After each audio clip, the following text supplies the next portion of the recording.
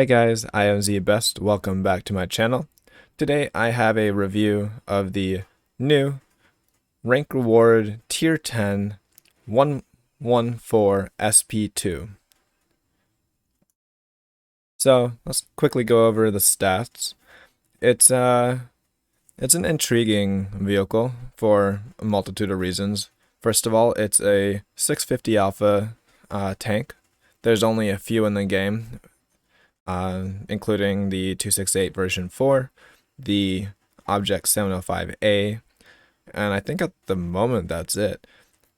It's a interesting alpha number because of what it allows you to do. Your reload is shorter than 750 alpha guns, but you don't do as much, but you can still trade very effectively. So on the 114 SP2, you actually have the 650 alpha, but a sub 11-second reload if you have a loadout similar to mine, which is Bounty Rammer, Bounty Vents, Vents Directive, Food, and Brothers in Arms. I also do recommend Turbo just because it does help.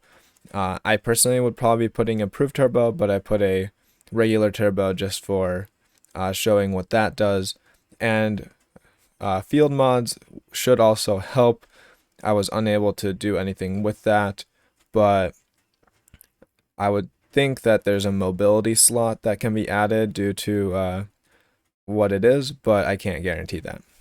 Anyways, so sub 11-second reload on the 650 alpha gives you almost 3600 DPM, which is actually quite a bit. It's really nice. Then we look at the gun handling. The accuracy is fantastic. 0.28 for a gun this size it's really nice. Also, the aim time, 1.7 seconds. That's almost grill levels. I think the grill you can get it down to like 1.2 seconds, but 1.7 is still fantastic for a large caliber tank destroyer gun. The standard shell, 273 pen, 1050 meters per second shell velocity, it's a pretty solid shell. I personally would only be firing the APCR premium shell because it's just better than the standard shell. 329 penetration and 1250 meters per second shell velocity allows you to snap and also snipe with much better efficacy. So with the aforementioned turbo, we can actually go 49 top speed. Purple turbo will let you go even faster. I think it's like 51. Reverse speed is actually really good for a tank destroyer at 20. It allows you to fire and reverse, kind of like a peekaboo type of thing. And the power to weight isn't terrible with turbo, almost at 17. The soft stats, I don't know how much they're actually affecting it. It seems okay when driving around. HP 2000 is pretty standard for a non-paper tank destroyer. Remember, the grill only has 1800. I think the E4 has 2000. And I think, what else is 2000? The 183. It is kind of heavy, so you can occasionally ram. And the view range, I should make the additions of situational awareness. So 448, that's what I was running. And let's go into the 3D model real quick. Yeah, so no armor. The thickest armor that you'll see is around the 150, 160 millimeter mark, which is it's butter. Even Hesh shells from lower tier tanks like the Charioteer will actually go straight through the tank. You will not bounce anything unless someone misses and you're driving like this and they bounce, but you have such a large surface area that is just an easy pen. So key is don't take shots in return. You will not bounce anything. The turret is also quite big, so it is a big target if you turn your side turret. The back is even weaker. It looks like it's only like 30 millimeters and 50 millimeters, so HE can also have quite an effect. And I think that's about it for the stats. It does have 7 degrees of gun depression most of the way around, which allows it to work ridgelines better than most tank destroyers. And yeah, I can show you some gameplay and let you know what I think with some examples. So here we are, Minsk. It is top tier. This is one of those games that I'll actually post that isn't a fantastic game. It's just a decent game, and I'm going to use it more for some of the examples that come up. Again, with like the gun, the armor, the mobility. So here we see flat ground going around 35.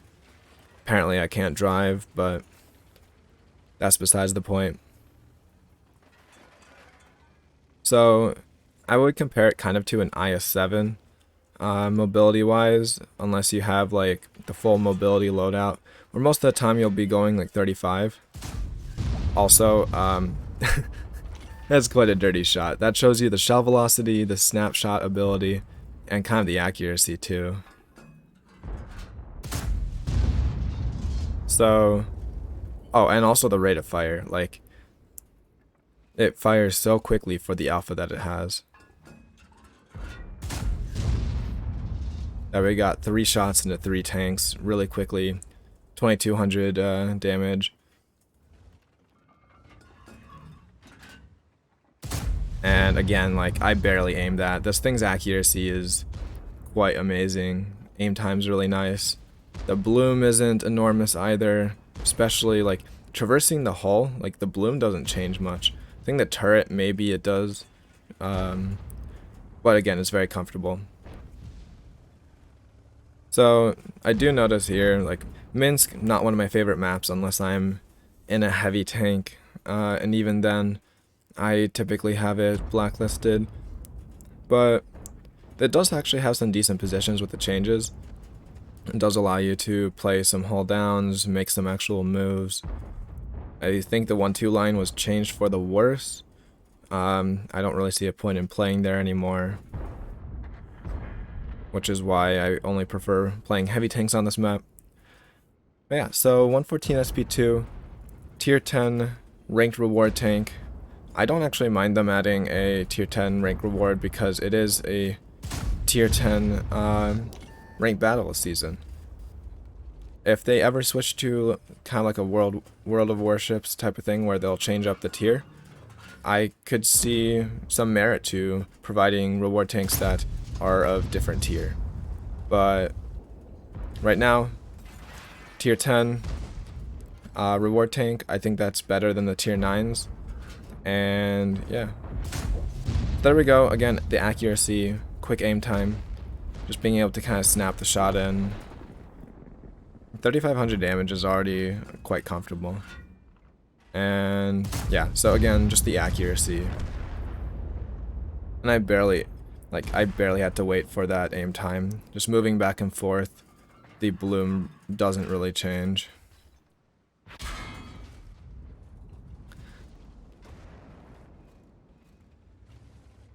There you can see that the armor is nothing special. If you recall earlier, I did not poke on that 183 because I guarantee I would have gone full penned and taken 1750 damage, which is, or even high roll, he could have killed me in one shot. So this thing does not have the armor to really mess with those. So that was a pixel of pixels, but yet again, this thing is just kind of accurate. And here we see that the reverse speed isn't anything terrible. Though, here I noticed that I'm backing into the line of fire of the E3, so I do have to be careful.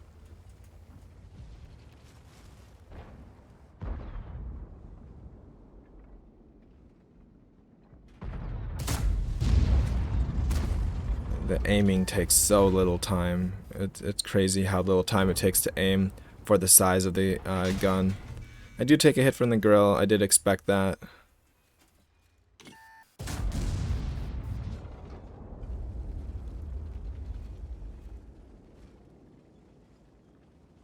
Here's a quick example of just the rate of fire. Because next tank down, and like a sub 11-second reload is just so good. One thing I did forget to mention is that the turret does traverse kind of slowly. It reminds me of the Hellcat in a way, or the Jackson, the tier 6 American tank destroyers, where your hull traverses quite well, your turret less so. So you kind of have to prepare your turret for whichever way you're going. But once you do that, your bloom will stay kind of low.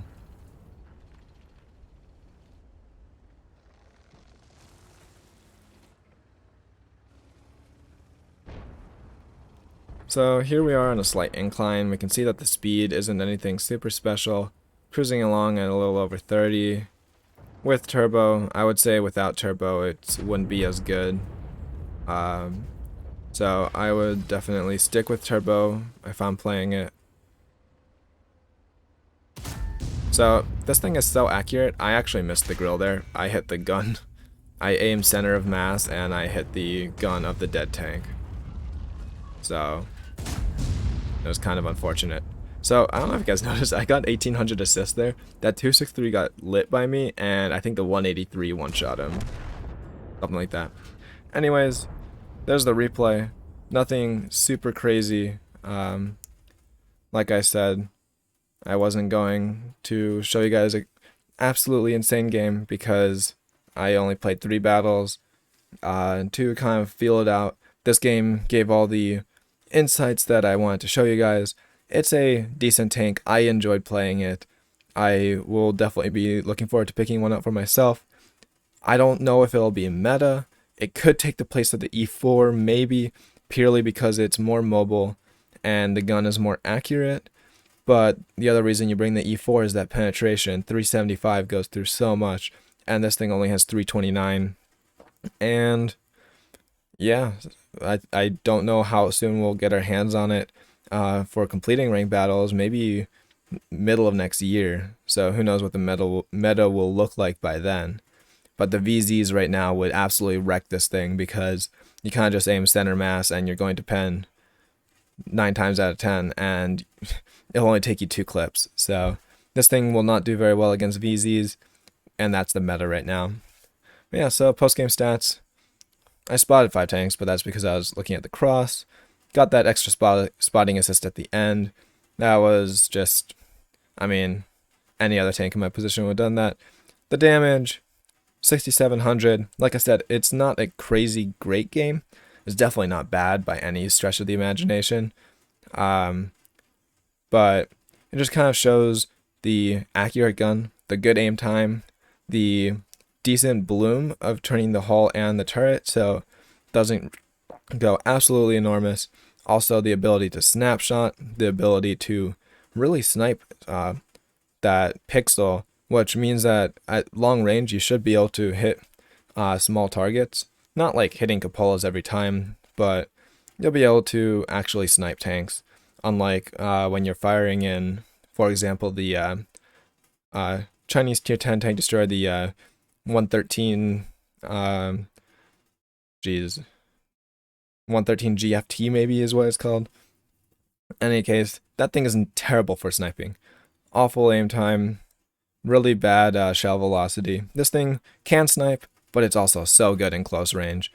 And I probably would play it mostly in close range just because you just wait for someone to fire, you poke out, take like a split second to aim, fire, and then you pull back, and you'll just be able to get a lot of damage like that. Team score, nothing super crazy. That was an 1148 base XP game, so maybe I think 1200 would have been an ace. In this case, we will definitely see how high the marks go after it gets fully released. Same with the ace requirements. Credits, this thing does not make credits. Ammo is very expensive. You will lose credits if you play this tank the way I did, but it's just comfortable to play it that way. And yeah, so it's my overview of the 114 SP2. I think if you have the time and the energy, definitely worth picking up. It's kind of unique in its gameplay. It is comfortable to play. It is not overpowered in my opinion, but it is not a complete piece of junk either.